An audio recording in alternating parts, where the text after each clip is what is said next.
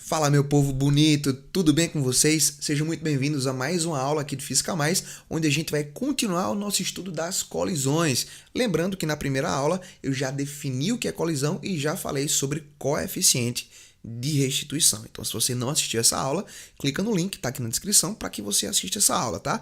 Hoje a gente vai falar sobre a classificação das colisões em perfeitamente elástica, parcialmente elástica e perfeitamente inelástica. Você pode acompanhar o andamento da aula pela timeline bem aqui em cima, tá? Então vamos começar, sejam muito bem-vindos. Eu tenho certeza que você agora vai aprender colisões junto comigo. Vamos lá. Então olha só, vamos começar a classificar as colisões em perfeitamente elástica, né? Primeira grande classificação. Então, olha só, eu vou dar exemplos numéricos aqui, gente, vai aparecer números aqui, tá? São números arbitrários que eu coloquei aqui só para a gente fazer a análise de forma mais intuitiva, tudo bem? Então, eu vou pegar aqui dois bloquinhos, meu bloquinho A e meu bloquinho B, eles se aproximam, de modo que o bloquinho A tem uma velocidade de 2 metros por segundo e o bloquinho B uma velocidade de 4 metros por segundo. Isso aqui é antes da colisão. Após a colisão, eu estou te dizendo que os bloquinhos vão se afastar, um para a esquerda, o outro para a direita, o A com uma velocidade V' de 5 metros por segundo e o outro com uma velocidade VB' de 1 metro por segundo. Deixa eu te falar quais são as características dessa colisão chamada de perfeitamente elástica. Vamos tentar entender isso aqui, olha só. Primeira característica importante, vai haver máxima restituição após a colisão. Os corpos são perfeitamente elásticos. Gente, durante uma colisão, os corpos eles amassam, de modo que eles podem voltar ao seu formato original e cada um seguir sua trajetória, tá? Então, no caso de uma colisão perfeitamente elástica, os corpos têm máxima restituição. Eles batem, deformam durante um certo momento e depois eles voltam à sua forma original, tá? Essa colisão ela é um tanto idealizada. Geralmente, após as colisões, os corpos eles ficam um pouco deformados, por mais que você não consiga ver. Por exemplo, uma bola de bilhar, sinuca, a bola bate na outra, aconteceu ali uma pequena deformação, mas é tão pequena, tão pequena, tão pequena, que você não vê. Então a gente pode considerar, por exemplo, um jogo de sinuca, as colisões entre as bolas, como sendo colisões perfeitamente elásticas, tá? Os corpos eles colidem e restituem maximamente de forma perfeita a sua estrutura original. Dessa maneira, se há máxima restituição, a gente fala que o coeficiente de restituição ele vale 1, que é o valor máximo do coeficiente de restituição, tá? Já já a gente vai fazer as contas para que você veja como isso é simples. Terceiro tópico importante é que sempre há conservação da quantidade de movimento. Independente da colisão que a gente vai falar aqui, gente, das 3 colisões que a gente vai falar hoje, sempre há conservação da quantidade de movimento, porque as forças são internas ao sistema. E aqui acontece uma coisa interessante, tá? Nesse tipo de colisão, há conservação da energia. Como esses bloquinhos estão se movendo, a gente tem energia cinética, né? Então a gente pode dizer que a energia cinética antes da colisão é igual à energia cinética depois da colisão.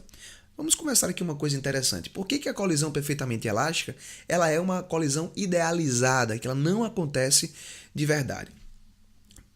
O tópico mais importante está aqui na conservação da energia cinética, tá? Gente, se há conservação da energia, a energia cinética ela não pode ter sido convertida em nenhum outro tipo de energia, nem, por exemplo, o som. Então, se existe a colisão perfeitamente elástica, nem som poderia acontecer durante a colisão, porque o som é uma onda mecânica que transporta energia. Então, para gerar som, deve ter tido alguma perda de energia cinética e essa energia cinética uma parte dela deve ter sido convertida em energia sonora, né? Então, se eu estou te falando que há conservação da energia, não pode haver som. E qual é a colisão que você conhece que não faz barulho? São poucas, né? Ou pelo menos é difícil a gente imaginar uma colisão que não faz barulho. Então a colisão perfeitamente elástica, ela é uma colisão idealizada, ela não acontece em tese no nosso dia a dia. A gente tem colisões muito próximas de ser perfeitamente elásticas, tá? Coeficiente de restituição é tipo 0,99, entendeu? A gente pode considerar, portanto, que são colisões perfeitamente elásticas. Vamos para o cálculo do coeficiente de restituição. Vamos tomar como exemplo essa colisão que está acontecendo aqui. Então, olha só. Coeficiente de restituição é a velocidade relativa de afastamento sobre a velocidade relativa de aproximação. Olha o afastamento aqui, ó, sentidos contrários, né? Então a gente soma as velocidades. 5 mais 1 está aqui em cima. Velocidade relativa de aproximação também com sentidos contrários, então a gente soma a velocidade.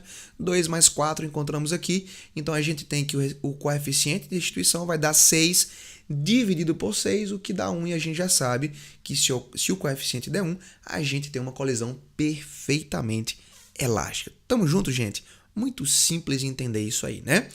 Vamos agora para a colisão parcialmente elástica. Essa é a colisão que a gente encontra majoritariamente no dia a dia, tá?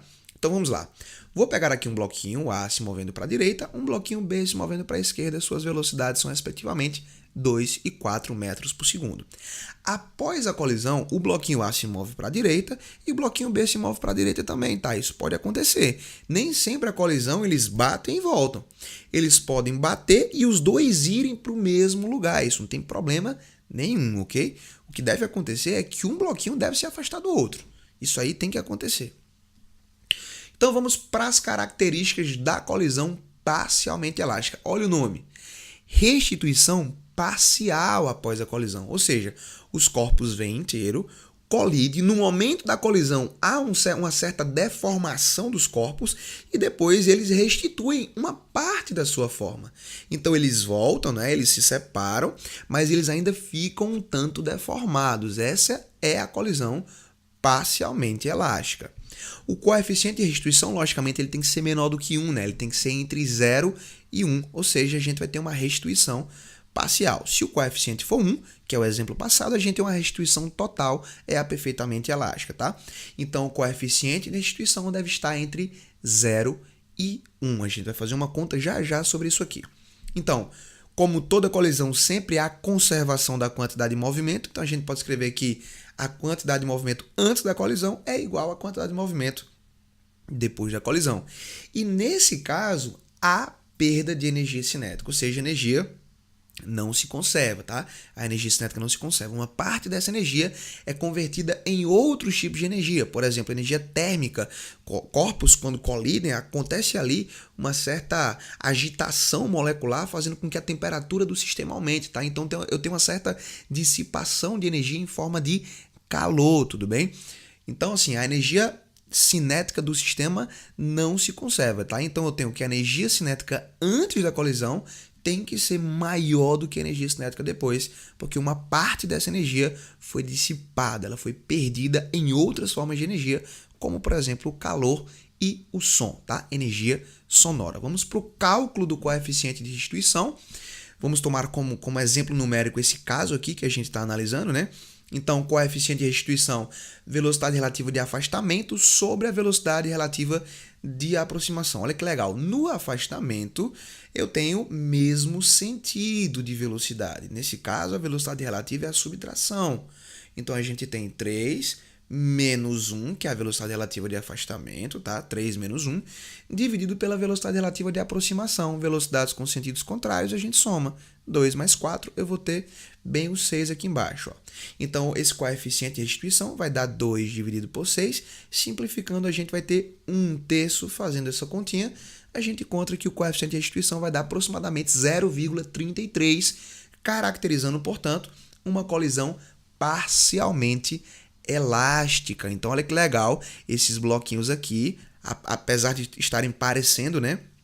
Mas após a colisão, eles não restituíram perfeitamente a sua forma, tá? Eles continuam um tanto amassados ali, tá? Então, essa é a colisão parcialmente elástica.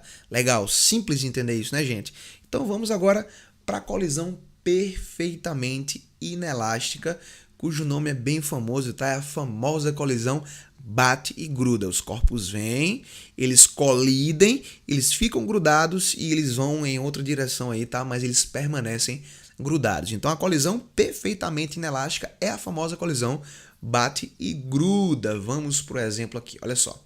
Corpinho A se movendo para a direita com 3 metros por segundo, corpinho B se movendo para a esquerda com 2 metros por segundo. Após a colisão, eles permanecem grudados, por exemplo, e vão para a direita, tá? esses corpos aqui não necessariamente têm a mesma massa, tá, gente? Eu não estou nem colocando em jogo aqui a massa dos blocos. A gente eu já estou te dando as contas prontinhas aqui, os valores prontinhos, só para a gente fazer a classificação, tá? Então, após essa colisão aqui, o conjunto se move para a direita com 1 metro por segundo. Eles estão grudados, ok? Vamos para as características do movimento. Primeira, como é uma colisão perfeitamente inelástica, não há restituição, ou seja, os corpos deformam e eles permanecem deformados. Não há restituição. Por isso que o nome da colisão é perfeitamente inelástica. Os corpos são inelásticos, eles não têm elasticidade, ok?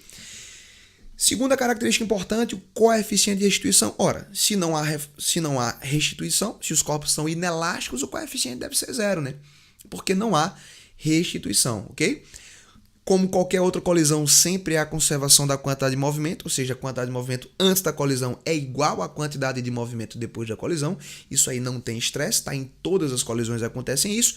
E aqui, mais uma vez, a energia cinética não se conserva.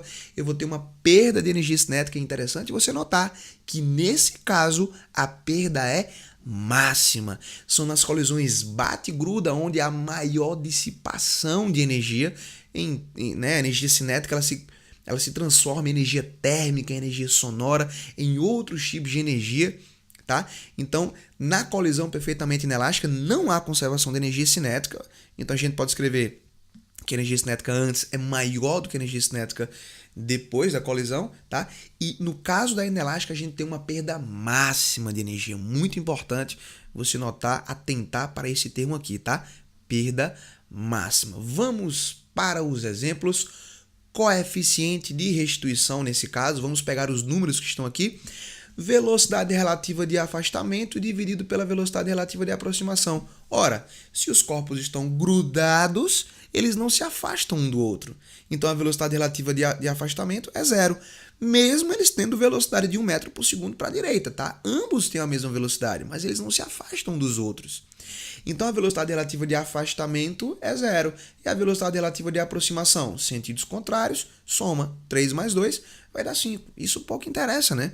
Porque 0 dividido por qualquer coisa vai dar 0. Então, a gente tem aqui uma colisão perfeitamente inelástica. Tá bom, gente? Então, muito interessante, muito simples de entender isso aí, os tipos de colisões e as características das colisões. A gente agora precisa exercitar. Nas próximas aulas, você vai ver um monte de exercício resolvido sobre esses tipos de colisões, sobre aplicações, pêndulo balístico, o pêndulo de Newton, tá? Várias situações interessantes que a gente pode analisar nesse tipo de movimento. Então, como sempre, muito bom te ver por aqui. Até a próxima e forte abraço.